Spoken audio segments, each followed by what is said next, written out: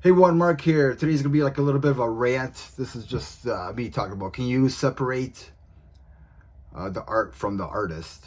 Um, the reason why I'm thinking about this at the moment is because a local band, um, Cryophilic, just recently dropped out of the show with Possessed. Um, Celebrating like the 40th anniversary of Seven Churches, and it's supposed to be for a Toronto show on September 5th, but they're not playing it now. And I think another band, the opening band, dropped out as well. So it's just Possessed and another band that they're touring with. Um, for that, I think it's for, yeah, like I said, I'll put like the flyer over here, kind of show you what's going on. But the reason why the band Cryophilic dropped out is because um, I guess this was like a year ago, or roughly a year ago, back in December 2024. Jeff Becerra, there was like claims that he was kind of talking to a 16-year-old girl, and he made some uncomfortable, unnecessary, inappropriate comments. So it kind of sucks because, like, yeah, like as a death metal fan, yeah, I do like Possessed. I just really got into them in the past like a couple years now, and kind of hear that, it's just like, oh man, like does that taint my mind? Because this is the first time that I heard of it. I didn't read about it before, but I did read the article that the band Cryophilic posted on their Facebook. So I did read it, and it's just pretty much Jeff defending himself, like, he's talking to the girl with her boyfriend, and he admits that he probably should have stopped it sooner. That he talks to all of his fans, and he said that he probably should have stopped talking to her sooner. I mean, yeah, he should have not talked to her. Just, thanks for being a fan. But he explains that he's because of this condition, he's bedridden a lot. So he probably gets bored a lot. But I'm not here to defend him at all. So it takes a lot of courage for Cryophilic to drop out of that. I'm sure they would have gotten more, maybe some more fans, some more people to check them out. But they decided to stand for what's right, and drop out of that show, and that's honorable. That's 100%. I gotta respect that. That's really cool. Like, if I was in that situation, if I didn't know about that, like would my band be able to do the same thing? But I didn't know about that, right? So, but now knowing that about that now, so now it's like, so it just got me thinking, like, man, am I still a fan of Possessed now? Like, do I like get rid of their albums now and just be like, screw these guys? Like, so I think that's the dilemma that I'm at right now, because I'm just gonna go back, like, because sometimes I think about Timbaland Beasis from As I Lay Dying, and I was an As I Lay Dying fan like back in like 20 years ago, but he tried to kill his wife. We'll try to hire somebody to kill his wife, and he did his time, and then I got rid of the albums, and then he came back, and then it just, like, whatever. I did listen to the newer stuff that he made with As I Lay Dying, and then the recent, I think a year ago, the whole, like, whatever was going on with his wife at the time, like, stuff that he was saying, his bandmates quit before they were going to go on tour, like a week before, like, the album came out, and stuff like that. Just a lot of stuff. And then he's punching his dog. You see him going, the videos of him going crazy, and it's just like, I want nothing to do with that guy. Like fuck that. Like, I want nothing to do with that guy. Like, what a total loser, like a they ever release anything, you know, I'm never gonna support that ever. Not even to listen. You know, so just like stuff like that, right? So I'm just kind of like, well,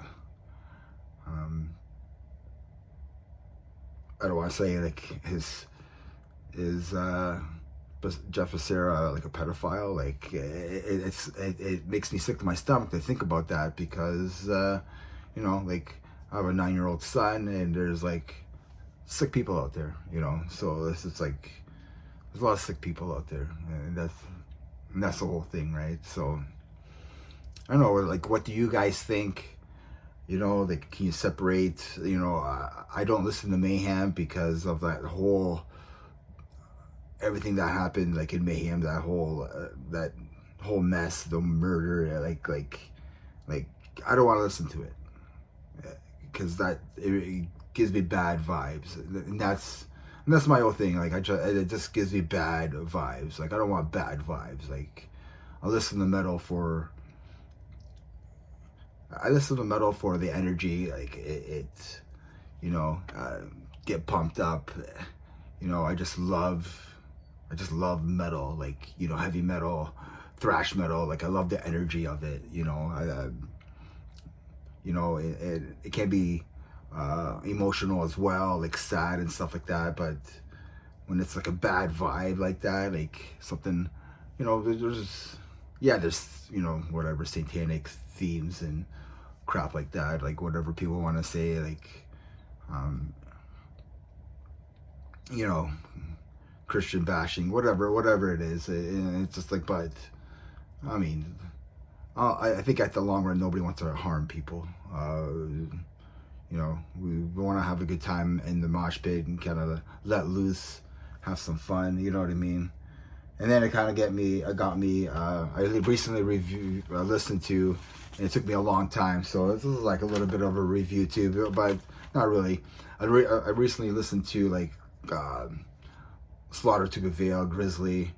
Like that was, I did make a write up, but I was gonna do a full video on the review, what I thought of this album. But I mean, I'm just gonna talk about like Alex Terrible here. Like I'm just gonna say, just to save times, that this album sucks. I'm not into this album at all. But I didn't know anything about like Alex Terrible. I'm sure there's people that like his music, you know, that the you know, Musclehead, pretty much like breakdowns or whatever, trying to steal like Slipknot breakdowns, and you know, he's no Corey Taylor. But I guess like reading up about him, and you know, there's some controversial stuff about this guy, and he kind of denies that he's like a neo-Nazi. Like I'm not gonna listen. Like I never listened to Slaughter to Prevail, so this is my first time listening to it, and it's just like, you know, there's some question marks about this guy, and it's just like,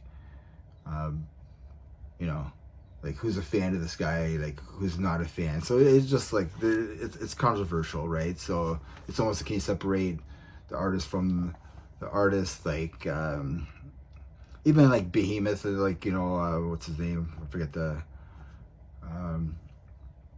Nigel, like I think that's his name. I can't remember his name.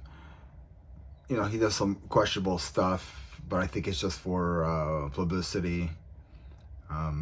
You know, that's his gimmick. Whether I agree with it or disagree with it, like I'm not a Behemoth fan either, even though I listened to the last album. But I'm not a Behemoth fan. But it's just like, can you guys separate the art from the artist? You know, and it's just like,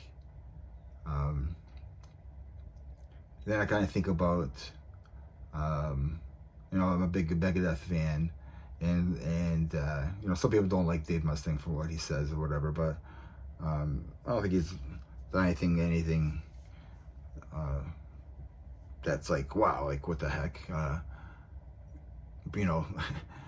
So it kind of makes me think of the bass player there, Dave Elvinson. He you know, got caught with his junk out, and you know, pleasuring himself in front of the camera to a girl or whatever, and it's just like, you know, I still listen to Megadeth. I still listen to Rest in Peace and stuff like that.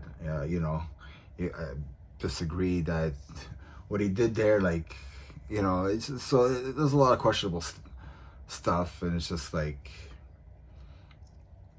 I don't know where. I guess maybe where do you guys like sit with all this? You know, I think I guess I'm gonna say it again. I really commend Cryophilic for standing up for what they believe in, what is right, getting out of a bill that they disagree with, and I think more people have to stand up for themselves. I think that's like my main message here. Don't be afraid to stand up for yourself. It doesn't matter how old you are. So I'm gonna leave it with that. Thanks everybody, and remember, metal never dies. Cheers.